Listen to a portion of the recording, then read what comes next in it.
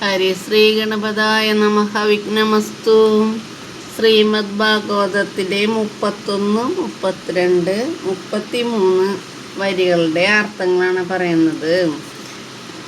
ചതുശതം പാരിബർഹം ഗജാനാം ഹേമമാലിനാം അശ്വനാമയുധം സാർദ്ധം രഥാനാം ച ത്രിഷ്ടശതം ദാസീനാം സുകുമാരീണാം ദേശദേ സമലംകൃതേ ദുഹിത്രേ ദേവഗാപ്രദാദ് യാനേ ദുഹിത്രിവത്സലാം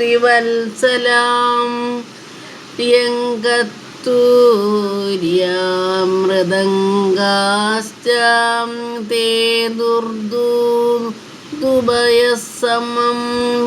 പ്രയാണപ്രക്രമേ താവദ് വരവദ്വോ സുമംഗലം. അതായത് സ്വർണം കൊണ്ട് അലങ്കരിച്ച 400 ആന, 10,000 കുതിര, 5,800 തേര് മുതലായവയെ വസുദേവനും ദേവയ്ക്കും കൂടി പിതാവ് ശ്രീധനമായിട്ട് കൊടുത്തു. അതിശയോക്തി ഇല്ലെന്ന് കാണിക്കാനായിട്ടാണ് ഈ സംഖ്യയൊക്കെ പറഞ്ഞിരിക്കുന്നത് കേട്ടോ.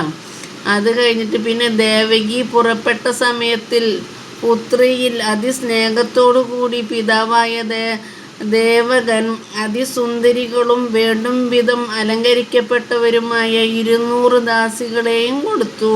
അതിനുശേഷം ഭാര്യ ഭർത്താക്കന്മാർ ഒരുമിച്ച് ഭർതൃഗൃഹത്തിലേക്ക് യാത്ര ആരംഭിച്ചപ്പോൾ മംഗളസൂചകമായ ശംഖ, തൂര്യം, മൃദംഗം, ദുന്ദുബി മുതലായ വാദ്യവിശേഷങ്ങളെ പ്രയോഗിച്ച് അവയുടെ മനോഹര ശബ്ദം എങ്ങും ഗംഭീരമായി വ്യാപിപ്പിച്ചു. ഇതൊക്കെയാണ് നമ്മുടെ ദേവകിക്കും വാസുദേവർക്കും കൊടുത്ത സമ്മാനങ്ങൾ. ദേവകിയുടെ അച്ഛൻ കൊടുത്ത സമ്മാനങ്ങളെ പറ്റിയിട്ടാണ് ഇതിൽ വർണ്ണിക്കുന്നത്. എൻ്റെ പേര് അനിത ശങ്കരനാരായണൻ. എല്ലാവരും സബ്സ്ക്രൈബ് ചെയ്യുക, ലൈക്ക് ചെയ്യാം, പിന്നെ ഷെയർ ചെയ്യുക. എല്ലാവരും നാമം ജപിക്കുക.